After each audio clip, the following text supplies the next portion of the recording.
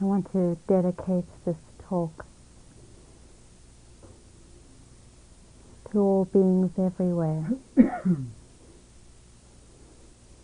who are being persecuted.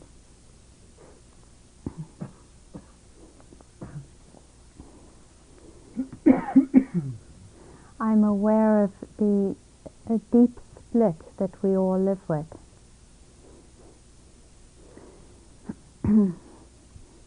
On the one hand, there is an enormous amount of suffering in the world, and an enormous amount of persecution.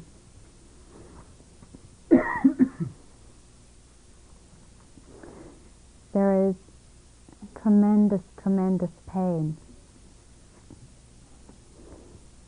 There is the death of our brothers and sisters, unnecessarily from illness, the death of children unnecessarily from malnutrition, many, many millions of people who have suffered torture in very extreme conditions, or one form of persecution and another.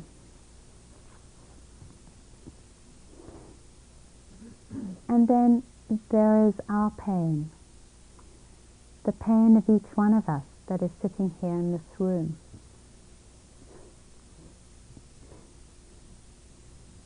And there is the tremendous difficulty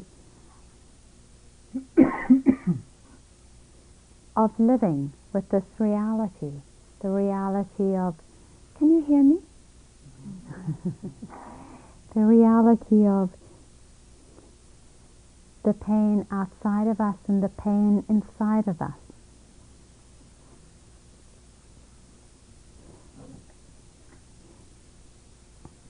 And the reality that the Buddha said that all things begin in the mind.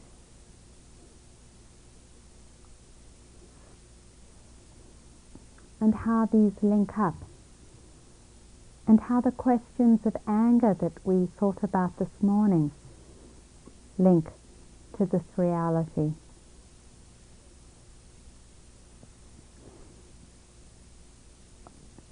In a way, the suffering that I've experienced in my life also feels like an enormous gift. Not that I would have said this years ago. When I was a teenager, I tried to kill myself. And I was institutionalized in a mental hospital. And I said to the psychiatrist there, either you give me enough pills so that I'm unconscious or I'm going to kill myself. That's the only deal I'm going to make with you. And he did. He gave me a great combination of Belazine and tryptazole and Valium and a couple of other things. And for 4 months, I didn't know what was going on. And I didn't know who I was, and I couldn't talk. And slowly, for whatever reason, I started to come out of this very, very deep depression and space of self-hatred, and I stopped taking the pills.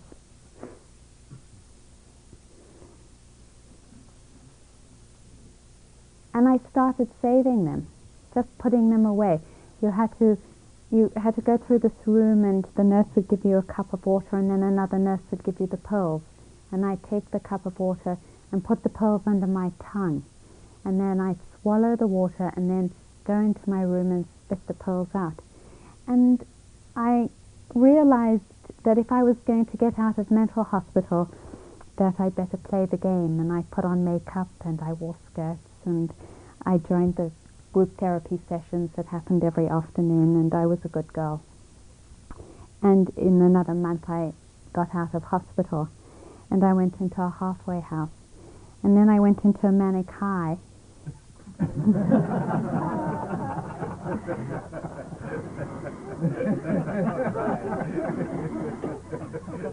And everything was totally beautiful and wonderful. And one evening I realized that I really wanted to be lovers with this woman And I very tentatively asked her if she would come into my room for a cup of tea or something to that effect. And she said no, and it triggered this very deep place of self-hatred again. And I decided that I didn't want to live, that this really was it. And I started taking all these antidepressants that I'd saved up. And so I was taking them down with a glass of water in this room in the halfway house. And as I was taking these antidepressants, this voice said to me, "You don't want to die." And I kind of stood up and said, "What do you mean you don't want to die?" "I don't want to die." And it was said, "No, you don't want to die." And then came actually an array of all these men, my father and the psychiatrist and a couple of boyfriends and other men in my life. And I realized that I wanted to kill them instead of me.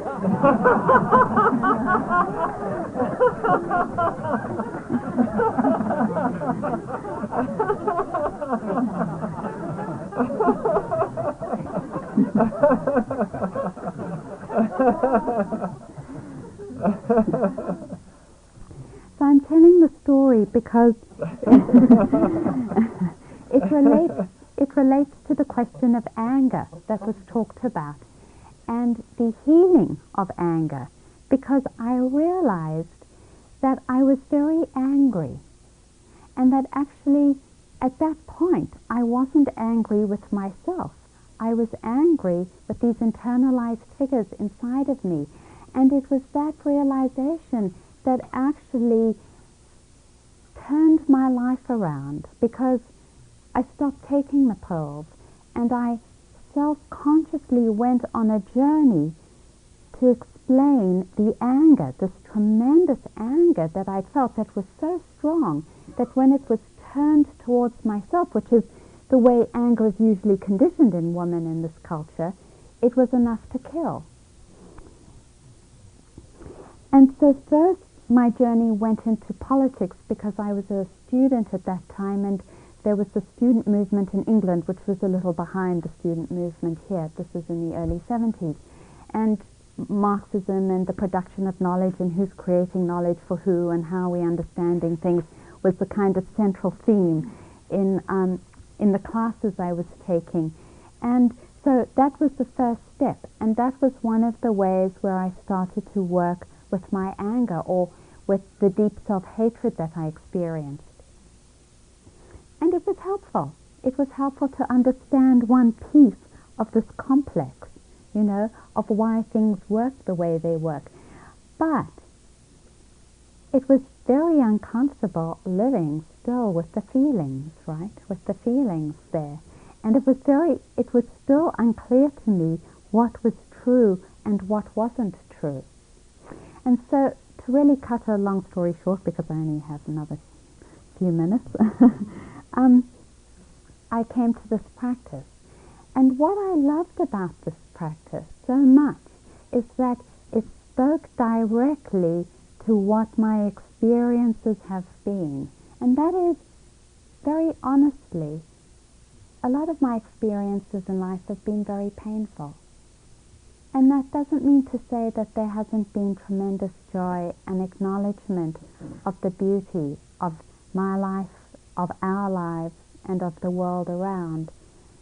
But I want to acknowledge also that it's been very deeply painful for me.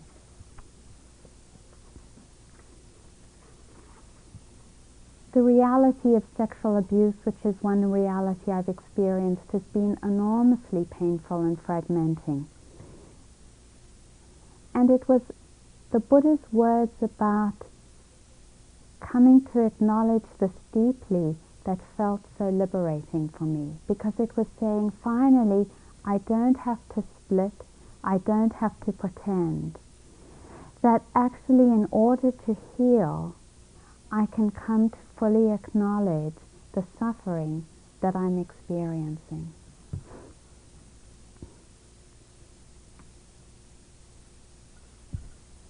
It was those words 13 years ago that really drew me to the practice, and it's those words that still really deeply resonate for me, because I find 13 years later that I still am in places where I need to be invited again to stand together as a community and to stand with myself in acknowledgement of the deep pain that's there in our lives and of the deep pain that each one of us experiences.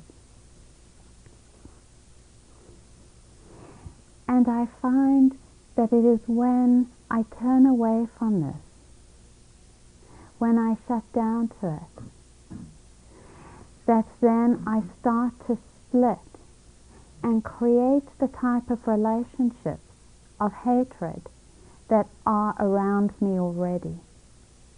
For it is the split that was in my father that created the impetus for the sexual abuse I experienced. It was because he wasn't in relationship to what was going on inside of him.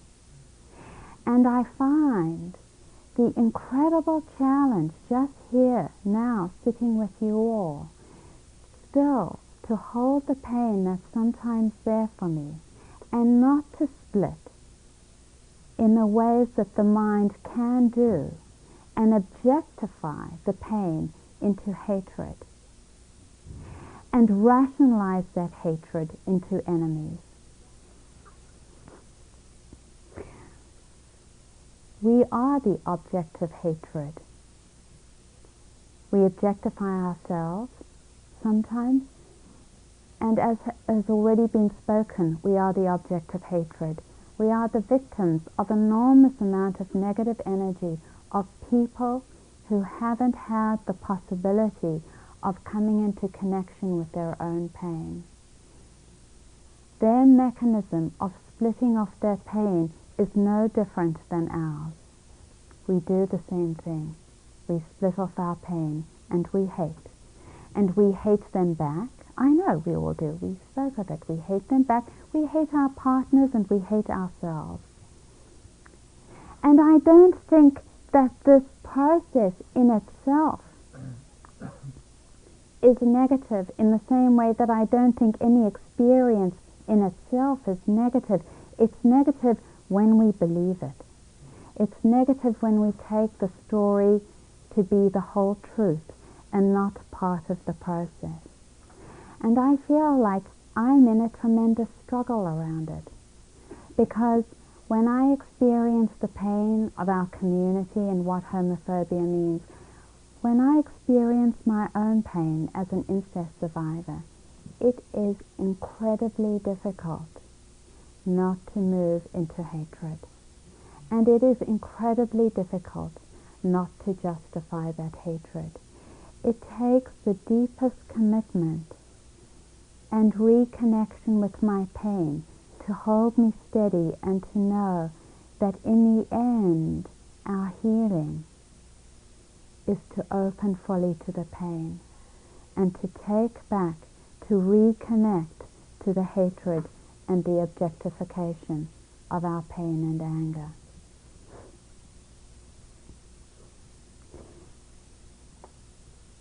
The possibility is one where we acknowledge what is difficult and we hold the vision of a community, of our community, that is inspired by the first precept of non-harming. That we know we're in process. We know that we have these feelings. We know sometimes that we even lose it, as Eric says. We lose it and we act out. But we also know deep inside of us, and that is the reason we're here, is our recommitment to a spiritual practice, to our own healing, which demands that we are caring, which demands that we are non-hating, and which demands that we are non-harming. And so even though we lose our way, and even though we're struggling sometimes, lost in the middle of the process, somehow we're here together with each other in reminding each other and holding it together for each other, that overarching this process is the one of non-harming and the one of caring.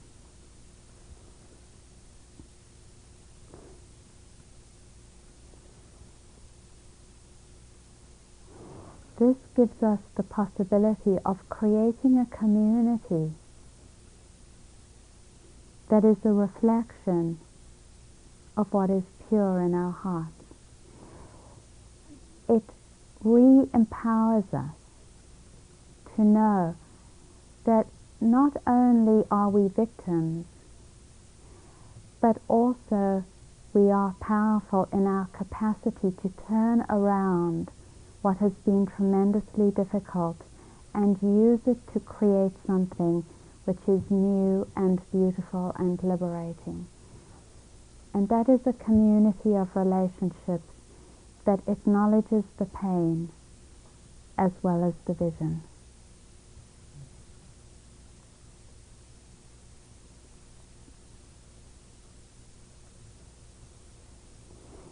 May we each have the strength to open to our pain, to be honest and to acknowledge our process wherever we are, and to stay rooted in our vision of caring and non-harming. Thank you.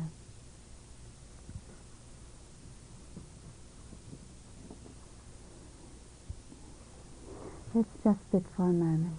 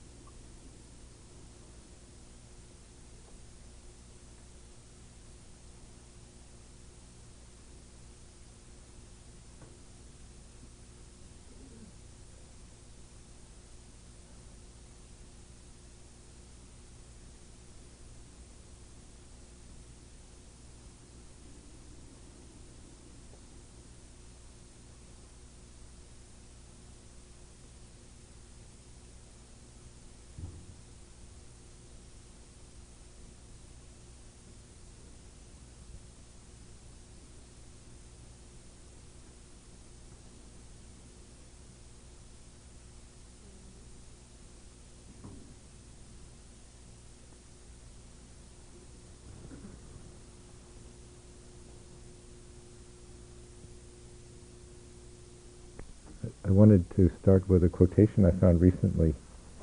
Just wanted to share it with you. It's from the Marquis de Sade, who said, "All creatures are born isolated and with no need of one another." So he was a happy man.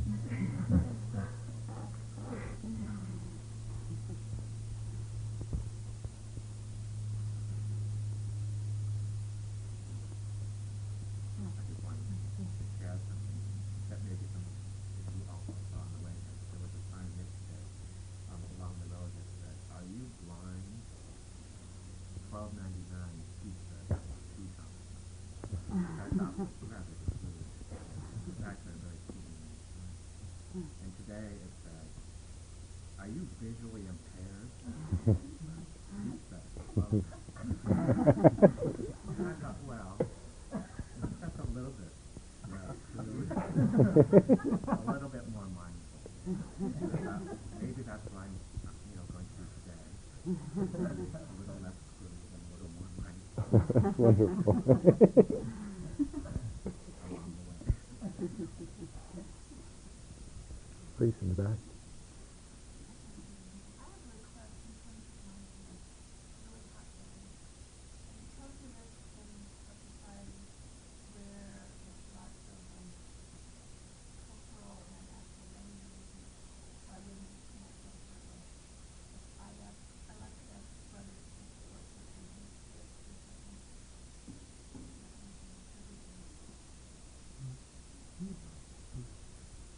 Did Did everyone hear that?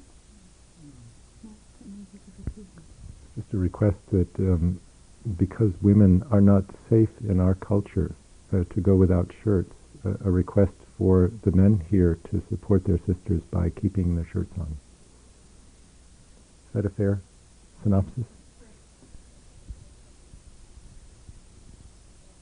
Or the other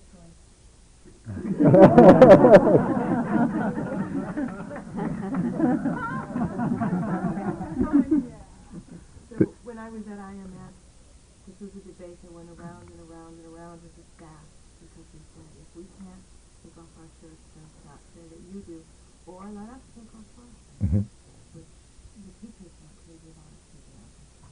I was part of that debate, and at IMS, and actually where I stood on it is I felt that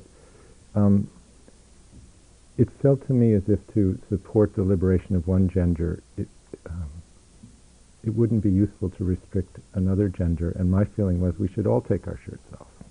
And I'm delighted to report that the state of New York now supports that to some degree. Women are now allowed to go topless in the state parks of New York, and there have been a number of gatherings of women doing that as a legal way of breaking down this form of discrimination. Please. I wasn't going to bring this up, but since actually she kind of empowered me to bring it up. Yeah. Speak loudly if you would. I have a friend, a very good friend, who is bisexual, and I'm a little bit uncomfortable that this conference did not extend in the title of the conference that bisexual people were invited here. And I realize this is a very sensitive issue for a lot of gay men and a lot of lesbians,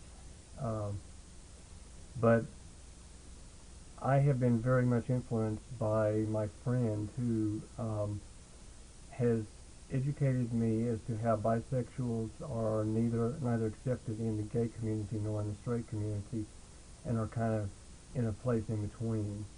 And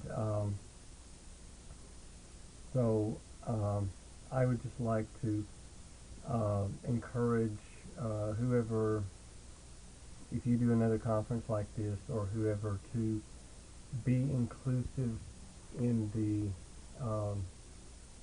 title of the conference. I feel a little bit different about gay and free when I know that when it's not also inviting my bisexual brothers and sisters. So I just throw that out as something that I would appreciate being considered in the future. I know also that there are bisexual people here today, and I know I went to a conference, a Vipassana conference of men recently, and it was a men's conference, and the question was asked, well, who's gay and who's straight, but no one asked who was bisexual. And then the point was brought up later, and sure enough, there were several bisexual men in the group, and if that had not been asked, then they would have not even been recognized. So I would just like to put that out. Thank you. Thank you.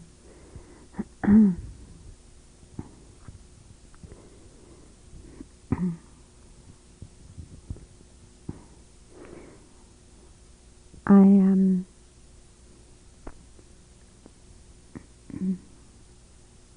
myself am in a process of exploring your request. And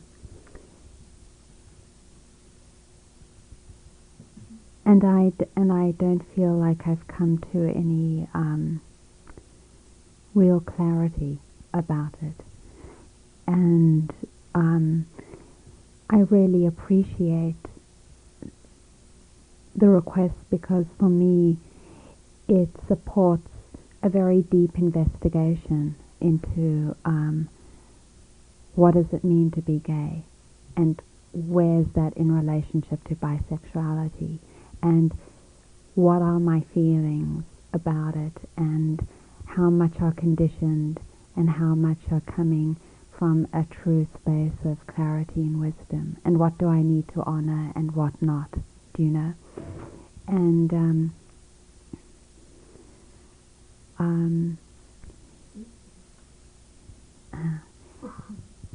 and I just want to acknowledge something that's very strange with the question for me, which is, as you spoke, I noticed a contraction in my body around it, you know, and I don't know exactly where that's coming from, because for me it brings up the whole question of what's called identity politics, and what is identity politics in relationship to a spiritual practice.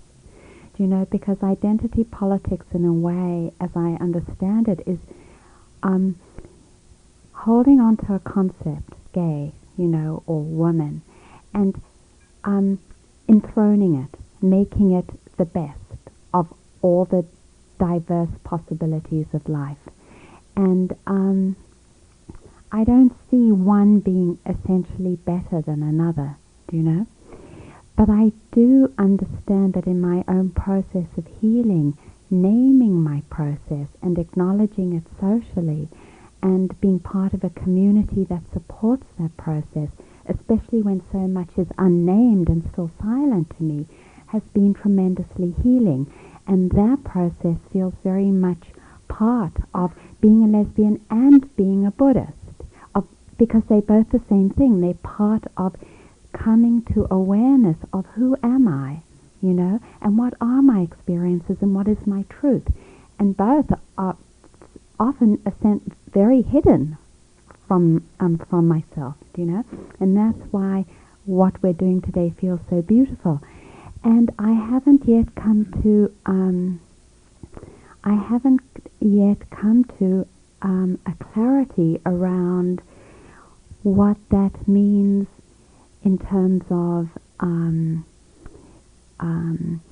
opening, you know, being in a process that names a relationship that in some ways is different, you know, because as I've gone to conferences of bisexuality, because I've wanted to understand, you know, I see, oh, here's a different phenomena, like an orange and an apple, do you know? Lesbians and gay men are not bisexual, and bisexuals are not lesbian and gay men, yet some of the issues are the same. And so I feel like I'm really in a process of exploration around it, and it's been a very healing one. So thank you for bringing it up. Actually, Irina and I have had several discussions, I think, on this point in terms of offering these retreats. Actually, I would like to hear from the sisters on this subject for a very specific reason. I think one of the things that these lesbian and gay retreats have provided, maybe the most important thing, is a sense of safety. That women who have been abused through sexual energy for millennia can come together with men here with the knowledge that we're very unlikely to use our sexuality to abuse you. And I'm just wondering if there's any sense about if bisexuals were included here, whether you would feel less safe. Please. I would like to say something and then contradict myself. First, I just would like to say that as a lesbian, I'm not interested right now on this weekend seeing women's breasts. It would be very activating to me. I think there's, in other words, okay, so that's that part. The contradiction is that I also, in part, come here to deactivate my tendency toward polarized thinking. And I think that these discussions around the politics are exquisitely valuable. On the other hand, I feel a great loss in when that starts to happen, because it seems to be at the expense of deactivating that and moving into the places in me that are way past being gay or straight or bi or anything. And I've slept with men, and I'm here. I brought my lesbian self here. I don't have, I don't know. So if that's of use, I hope that if we need to keep talking about it, that it will be short. Thank you.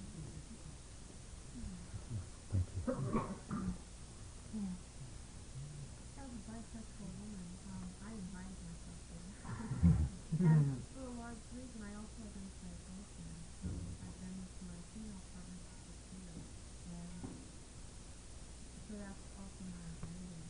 And there is a little bit of, I guess, a hurt feeling when I see a flyer that doesn't include that. It's not a big decision, but it is a feeling of inclusiveness. And for me, I think that there are some confusions and assumptions about what bisexuality is, and that's really awesome. Thank you. Thank you. Yeah. Hi, thank you. I have felt that in advertising or putting out that a gathering is one thing or another or anything, even straight, that you're setting up a framework for saying this is a safe gathering for certain people.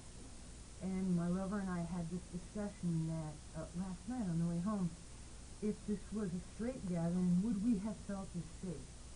And there's this underlying understanding for me that the nature of this gathering is a spiritual gathering. And if the precepts are followed or understood, then it should remain a safe gathering no matter who's there.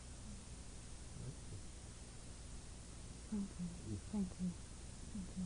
If I may, I just very strongly support what both sisters said. For me, if it were a regular Vipassana retreat, the one Spirit Rag does most of the time, do people really would feel safe if sexual orientation wouldn't even brought up in any way?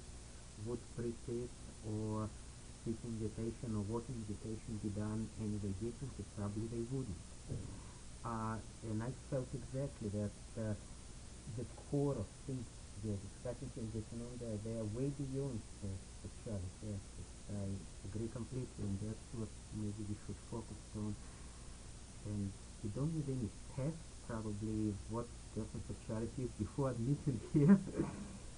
Bisexual, for anybody meet here, if a person who is mostly straight and talking sympathetic, but who has perhaps interest in exploring his gay bisexual side, no matter acting on or not, would like to come just to expand his or her horizons, would you want to exclude such a person? I think not. A mindfulness spell.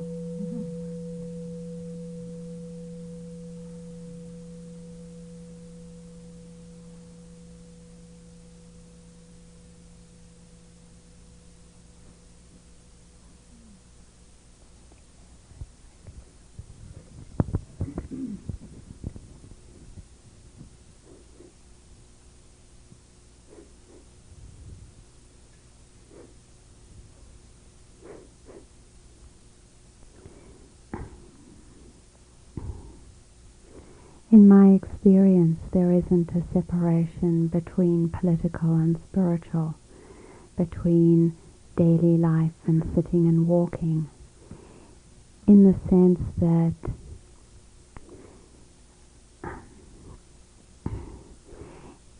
each moment is a choice, and it's a choice we make to honor what's our process is and what the process around us is, or to react, right? And sometimes we're caught in reaction, and that's okay, then we acknowledge that.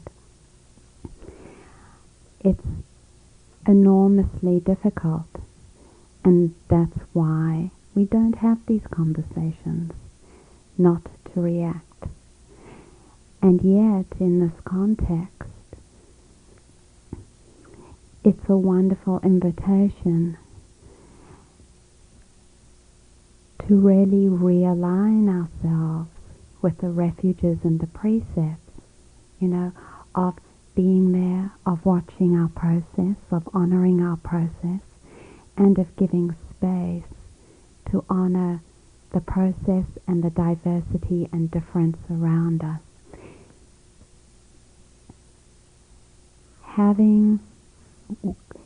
Often I found that entering into discussions like this, different and difficult feelings arise for me, and I'm in aversion to it, and so I back off. And I feel often that's why I haven't taken as much responsibility as I could have in the past to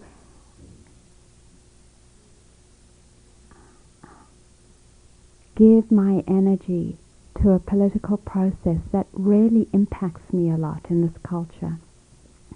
I use the rationalization of feeling that I'm not empowered or I can't do anything. I just wanted to honor this process by saying what we're doing here, by talking about something that many of us have very strong feelings about, and talking about it in the way we are, which is giving space for everyone to express what their truth is very difficult and also very healing and very beautiful, and a tremendous invitation for us to become and to come very close to ourselves and to learn more about ourselves. It's in this process of feeling the contractions and the responses and the voices that we really come to see what our truth is. There's no other way, and this is such a wonderful environment to do so.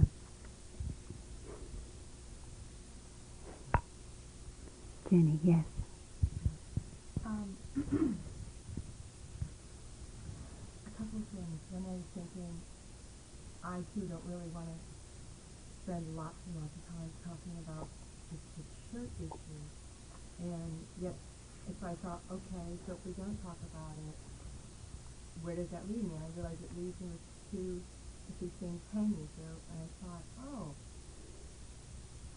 it seems that for me, then I thought, and here it's almost like the rules are just reversed from other retreats where you have all the women in one dorm and all the men in one dorm. The men all sit on this side and the women sit on that side. And I've heard people talk about in their spiritual practice that, yes, I think it's really a good idea that we have the men separated from the women. And I thought, oh, really? That's an interesting concept of sexuality. But I'm thinking, again, that the precepts are so beautiful and really help you. And I'm thinking of the precept about not wearing jewelry, and in a sense, or when you're doing Zen, like you dress dark, it's like you do not call attention. In a way, not that I feel like I want to fully inhabit my body, but you're not advertising. You shouldn't be advertising. And if for a woman, it's stimulating to see a woman with a bare chest, perhaps it's stimulating for a man to see a man with a bare chest. So my sense is that going back, that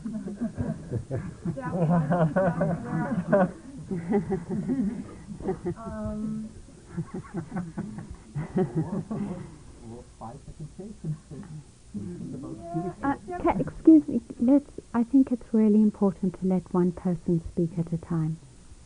And again, and not the temptation, I feel like the precepts and how, when you set up a retreat, it is really set to reduce the amount of temptations. I don't feel like we need to introduce them. They're all in our head. I mean, I don't have to look for any. I don't need any given to me. So I just was thinking it seems related to the precepts that go beyond the 5, and you take the 8 precepts about, just not wearing jewelry, not wearing makeup, and it feels as well. I mean, we could even vote on it. I don't know how big a thing it is. It just feels like we didn't really resolve it.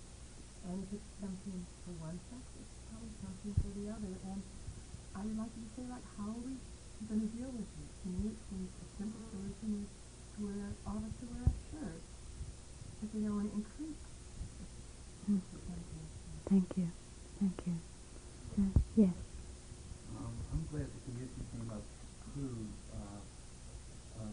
sexual politics because I'm involved in some, and it tears me apart the time that's spent on the politics when there's a group in common for a certain issue, and so much time is spent on the politics, and I don't myself particularly understand it, and sometimes I feel hurt by it, and it's a big thing in my life, and I'm glad the issue was raised. For example, I'm in a group where it was decided that the group couldn't be named after a white male because we live in a society that's oppressed by white males.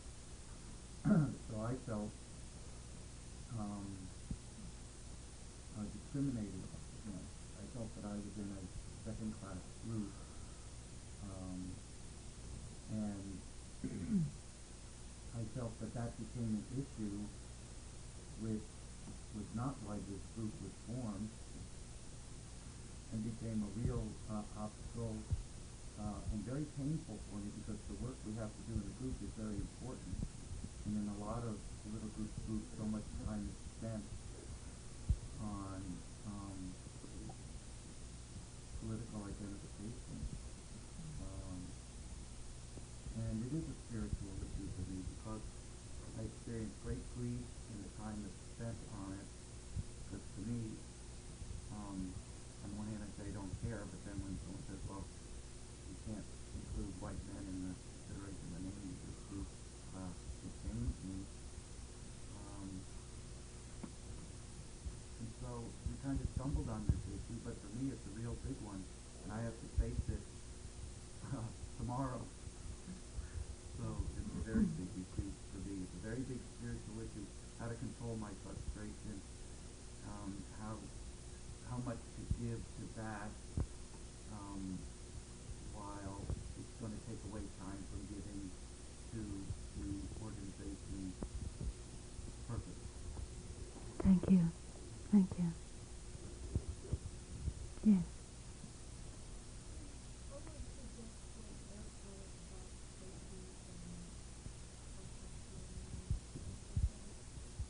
Could you speak up?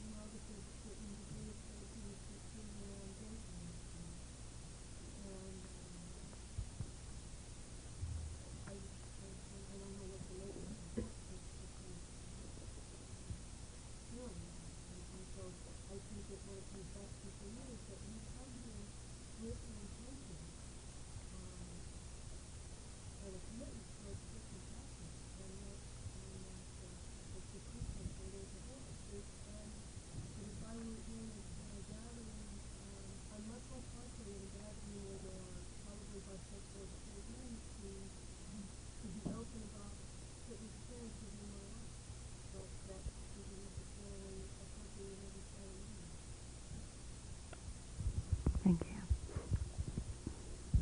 Yes. I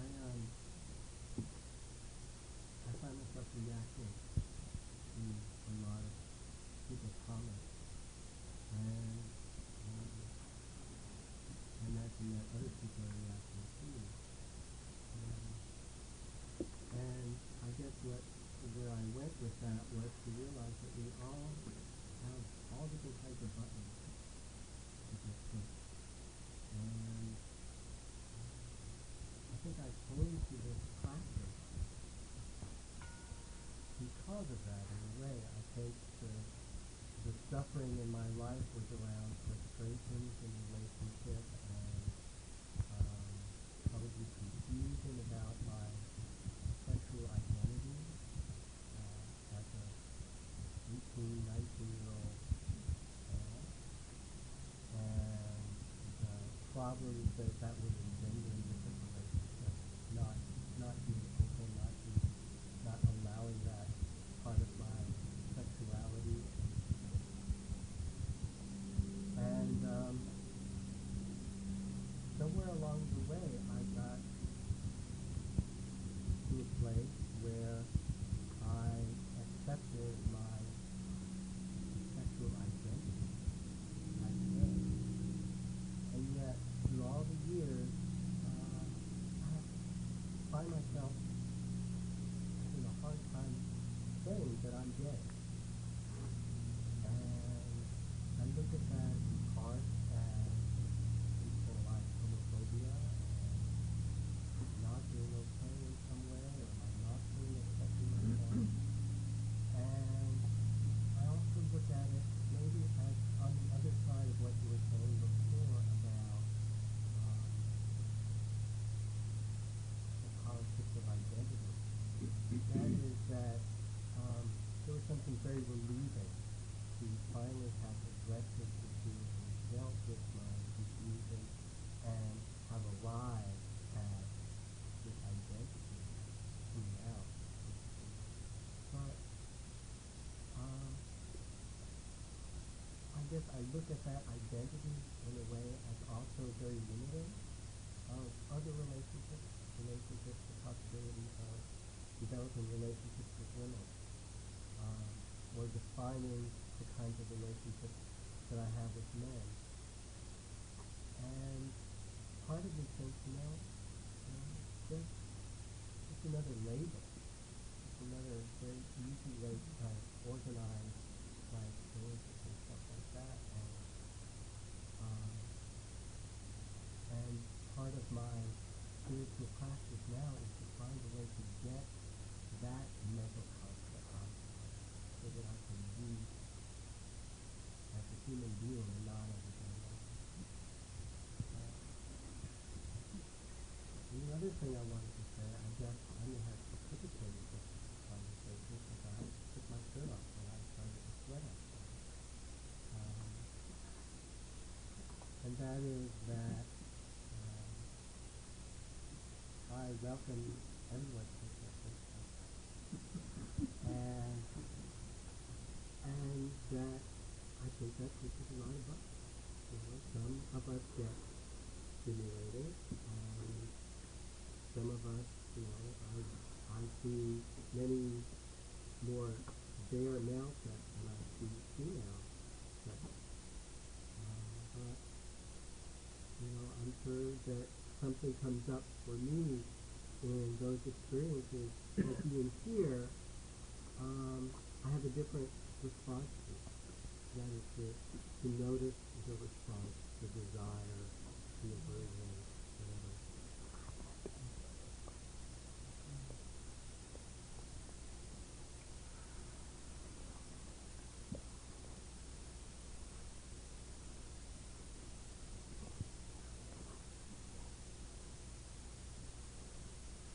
And I would also be happy to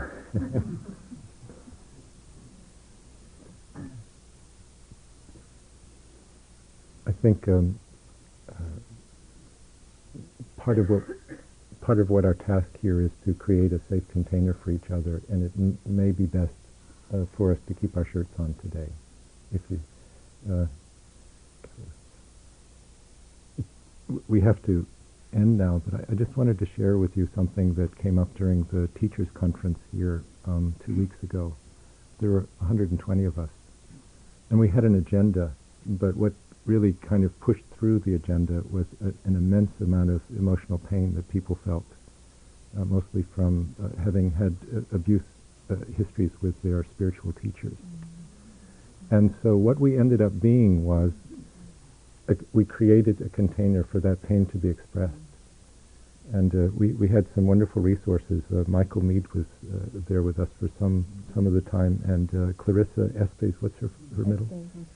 Pincola Estes, thank you, also was there with us. And what they were saying, I think, was really very true to the Dharma. Michael Mead said that the closer you come to the light, the bigger the shadow is. You know, if you put your hand toward a lamp, you get this huge shadow on the ceiling. And that's precisely what happens to us in this practice. That as we go closer to freedom, the shadow comes forward more and more. And I think we've come to a whole other level of relating to each other today than we had yesterday. And that's because we're feeling safer with each other, and therefore the shadow is freer to come forward. So although this may be painful and difficult, it's also, I think, immensely useful. So, to be continued.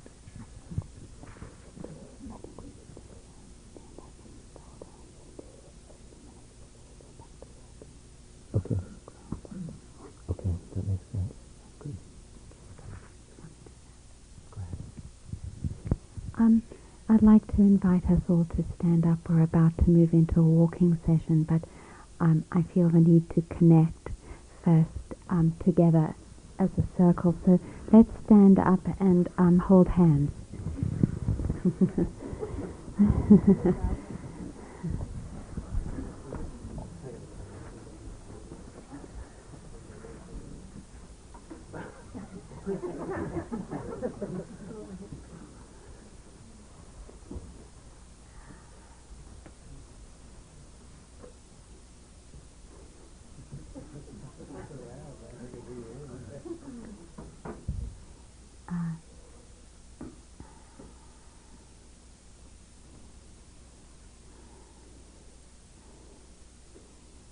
And taking a moment to acknowledge the standing and the hands touching, and giving space for what lies in our hearts, allowing it to be there as part of the unfolding.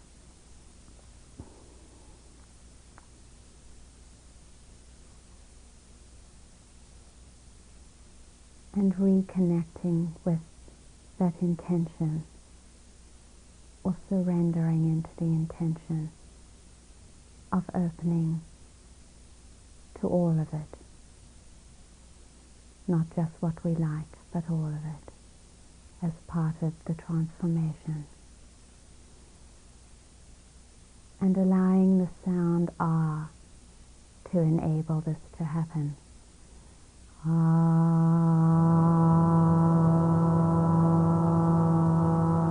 And just keep continuing.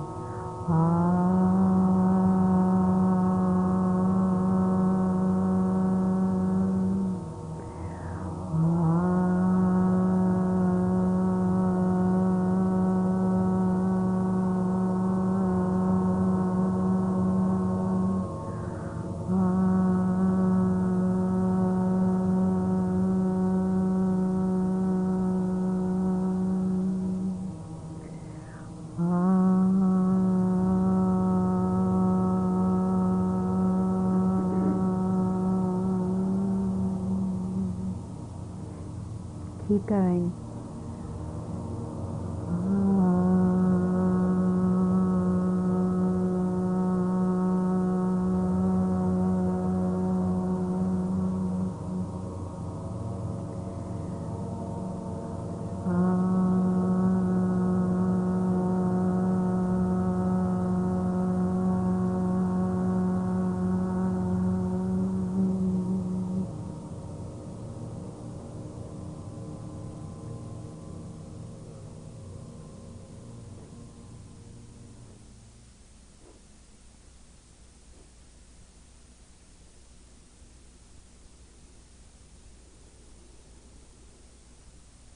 Thank you. Thank you for listening. To learn how you can support the teachers and Dharma Seed, please visit dharmaseed.org/donate.